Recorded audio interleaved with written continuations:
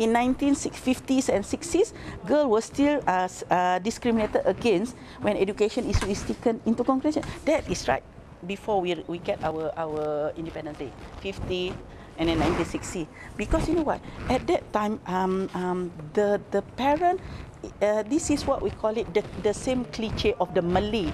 I'm not talking about other races in Malaysia, but the Malay per se. You know, so the mother is always saying that the girl place is always in the kitchen. Like our rural regions. Yeah, because the mother say you cannot go to school because your place is at home in the kitchen, and then your brother have to go to school. They are breadwinner. That is going to take care of their siblings, their wife, and so on. It happened to Malaysia, but then as the time goes by, you know, then people, we have a lot of who is among those women who are capable, you know, they become good people, you know. So it's an eye opener for most of the ladies, and then they started to open the door that girls should be going to school. So we experienced that too in Malaysia. But as now, most of our society, they are very well to do in the way that at least they have passed their public school after Form 5. So they know that education is very important in Malaysia.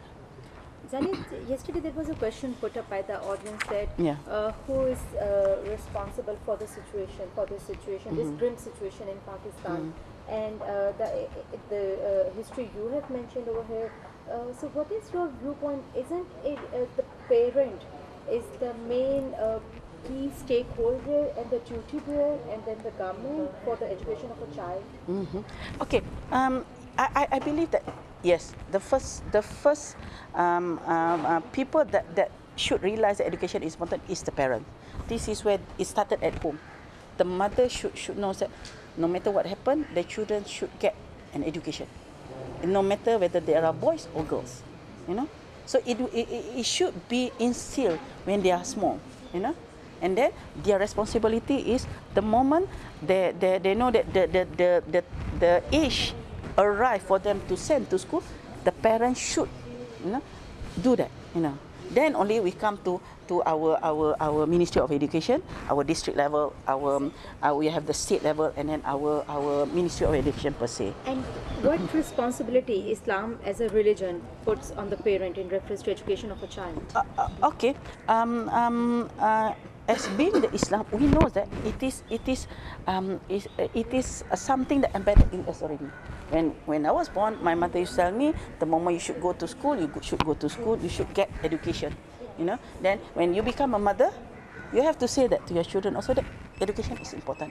So in Malaysia, the parent instilled that all the good, you know, things to the children. So being children, then when you become a mother, you also say the good things about your children, that if you are at this age, you should send your children to school, and then it continues in the family.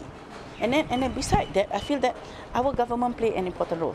We have the awareness campaign, you know, we have the media, you know, we have a reminder, and then the school itself always remind the parents, you know, especially that by putting the banner that if your children is at this age, you should register them for school. You know, that is the part that played by the school. The government will remind them through the media, you know, through the newspaper, that at the age of this, you should send your children to school. Zaleha, Ministry of Education Malaysia says that education is free for 11 years. No, yes, we have that. Like 11 years of education is free for the kids in Malaysia. So how you demonstrate free education? It's just about the books, or what it is? Free in terms of they don't have to pay the fees only. Because and then the books?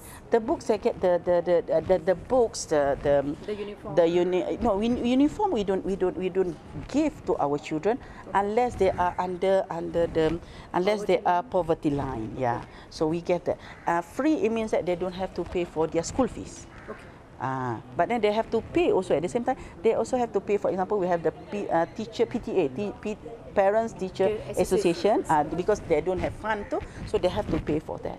But then other things, if you are under the poverty line, you will get the educational support programs, the food supplementary, the milk, you know, and then for the poor they will get I think it's about 100 plus, if I'm not mistaken, for them to buy the uniform, the shoes, you know. And then because in Malaysia is why we are not really talking about transportation, because most of the school is just it's a walking distance. If your school is a little bit far, that is the responsibility of the parent. And it's environmentally green too. Yes, you are reducing on carbon footprint. Yes, yes. So, and Zaleha, do you deem the teacher training, either it is pre-service or in-service, important as being part of your Ministry of Education? And if it is yes, then what mottos do people have adopted for both the pre-service and in-service? Okay. I think it was mentioned in our latest. This is our government's plan.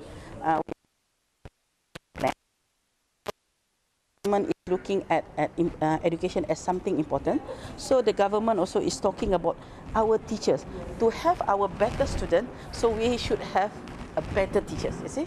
So at the moment we have 27 teachers institute. This is under Ministry of Education, and at the same time some of the teachers are trained under the university. So in between then there's an activities, there's a program done by the government for the government to achieve 2020, you know, in line with that. So in terms of your country maybe, so we have to look again at the political will of the government, whether they look at education, especially the girls, as something important that can change the world, you know, in a way that if the girls doesn't get educated now, your 6, 7, 8 generation is not going to get education, right?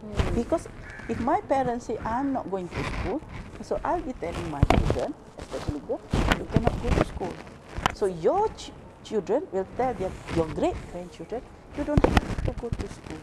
So this thing will just keep on going, and then there will be no solution. Yeah, there will be no solution. But I guess the parent should be, or your government should have one awareness campaign that education is important. I would like just I still recall one experience when we have in Bangkok. This is the tribe hill people from part of south of Bangkok, where their tribe, they cannot speak the Thai national language, so they have their own language. So they were brought from their villages to Bangkok and sold as prostitutes. That is where they say the government should educate the girl, so that they won't be cheated by those who are taking what you call it, taking extra responsibility. Yeah, because they say since you got a nice face, so you don't have to study, isn't it? So we just sell you to any prostitute center, so you can just sell, you know. So I guess same thing, not only in Pakistan but in everything. The most important thing is that the government, you know, and then your Ministry of Education. Because if you said we have a lot of province, so each state should play an important role. No, then only education can be better, and then everybody will get the same education. But then, as I said yesterday, so to change the mind of their parents, for example, like in Malaysia, it's not a one-day business. No, it will be long time to realize.